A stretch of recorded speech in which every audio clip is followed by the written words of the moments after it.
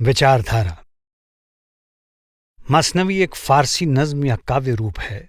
एक ही विषय को लगातार आगे चलाने वाली वो नज्म जिसमें हर शेर की दोनों तुकों का अंत एक से वजन वाला हो, उसे मसनवी कहते हैं।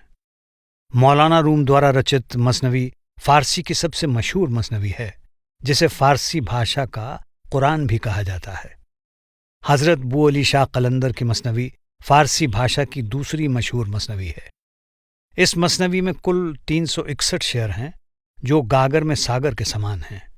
इस ऑडियो पुस्तक में हजरत बू अली की मसनवी को खोलकर समझाने का प्रयास किया गया है। हर संत महात्मा कामिल दरवेश का उपदेश है कि रूहें इस संसार में खुदा के हुक्म से ही आई हैं। रूहों का असली मकाम व निज देश मकाम हक है, जो अनादि और अविनाशी या लाफानी है। ये जगत अधूरा और फानी है, इसलिए यहाँ मिलने वाला सुख भी अस्थायी और नाशवान है। जैसे विदेश में न तो अपने देश वाले अधिकार प्राप्त होते हैं और ना ही अपने देश जैसा सुकून मिल सकता है, ऐसे ही मकाम हक से इस जगत में आई हुई रूहों को यहाँ पूर्ण और चिरस्थायी शांति नहीं मिल सकती। पूर्ण और शाश्वत सुख केवल सच्चे और अविनाशी धाम में ही मिल सकता है।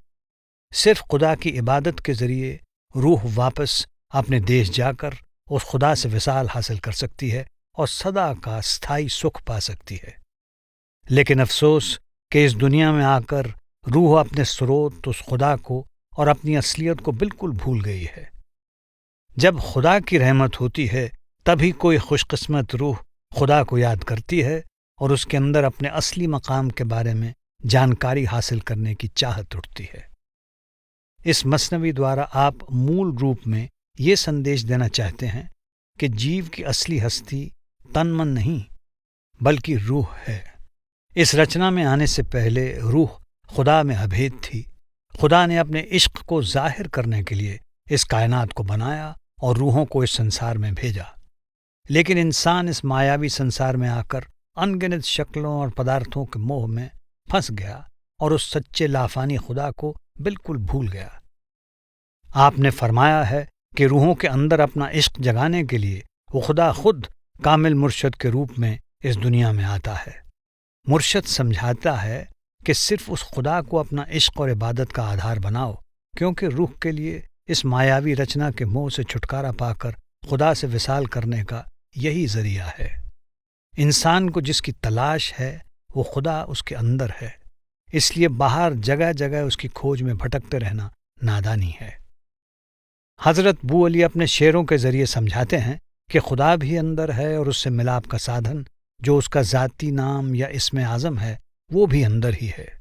मुर्शद के समझाए तरीके से ध्यान को आंखों से ऊपर शाहरग या सुषमना में स्थिर करके उस ज़ाती नाम की पहचान की जा सकती है और रूह को उस नाम की ताकत से जोड़कर खुदा से विसाल किया जा सकता है।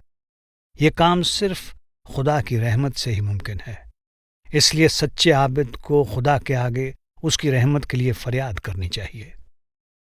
आप मसनवी में बार बार चेतावनी देते हैं कि इंसान का मन ही इसका सबसे बड़ा दुश्मन है। अंदर बैठा ये दुश्मन ही इंसान को हमेशा विषय वासनाओं में उलझाए रखता है।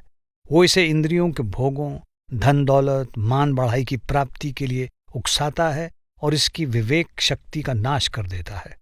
इसलिए इंसान को अपने मन पर काबू रखना चाहिए और विषय विकारों, इच्छाओं और तृष्णाओं से बचकर रहने की कोशिश करनी चाहिए। इंसान को अपने अहम या खुदी से छुटकारा पाना बहुत ज़रूरी है, क्योंकि खुदी और खुदा एक साथ नहीं रह सकते।